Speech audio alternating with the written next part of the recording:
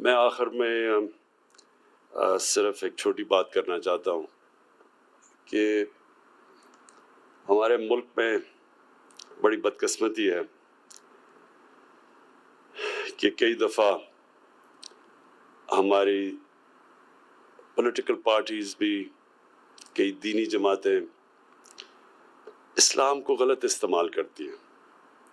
اور ایسا استعمال کرتی ہیں کہ اپنے ملک کو ہی نقصان پہنچا دیتی ہیں، اور دوسروں کو تو کوئی فرق پڑتا نہیں ہے، لیکن اپنے لوگوں کو ہم اپنے ملک کو نقصان پہنچا دیتے ہیں۔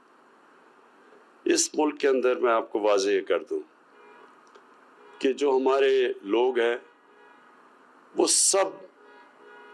نبی صلی اللہ علیہ وسلم سے پیار کرتے ہیں۔ یہ وہ ملک ہے جو اسلام کے نام پہ بنا تھا، جس کا نعرہ تھا پاکستان کا مطلب کیا، لا الہ الا اللہ۔ اور میں نے کہیں بھی اس طرح کا اپنے دین سے لگاؤ اور اپنے نبی صلی اللہ علیہ وسلم سے عشق میں نے کسی ملک میں ایسا نہیں دیکھا جو ہمارے ملک میں ہے۔ تو پہلے تو سب کو ایک بات بتا دوں کہ ہم سب کا مقصد ایک ہے۔ یہاں ووٹنگ کروا لیں، ساری قوم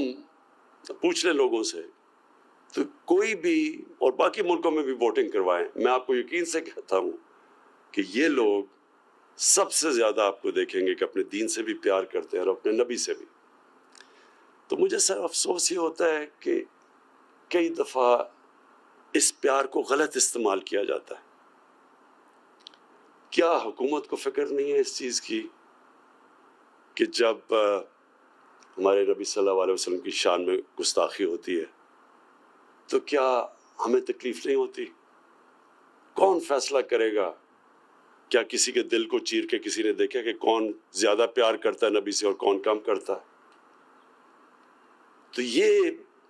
اس کو جب استعمال کرتے ہیں غلط طریقے سے،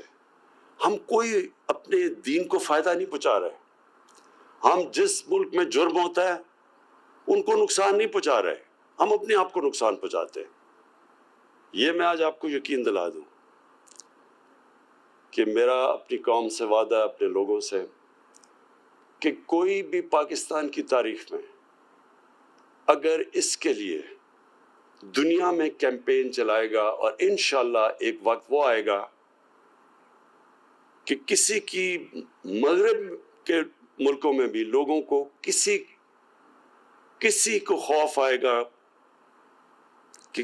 ہمارے نبی صلی اللہ علیہ وسلم کی شان میں گستاخی کرے،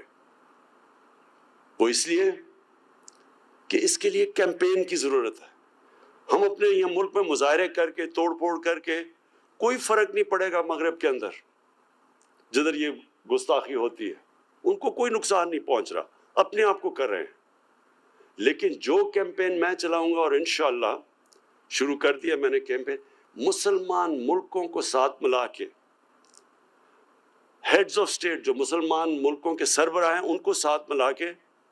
ان کے ساتھ پر ہم پوری طرح اپنا کیس پریزنٹ کریں گے، اور کر رہے ہیں یونائٹڈ نیشنز میں، یورپین یونین میں۔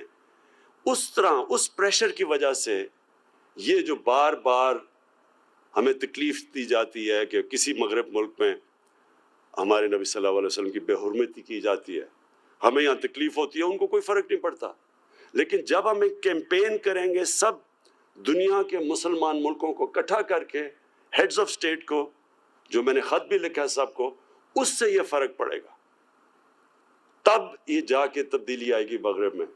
نہیں تو ہم اپنے ملک میں توڑ پھوڑ کرتے رہیں گے، وہاں تو کوئی فرق نہیں پڑے گا کسی کو، بلکہ وہاں ہر تھوڑی دیر کے بعد کوئی نہ کوئی یہ فتنہ کر دیتا ہے، نقصان ہم اپنا کر لیتے ہیں۔ جو میری کیمپین ہے انشاءاللہ،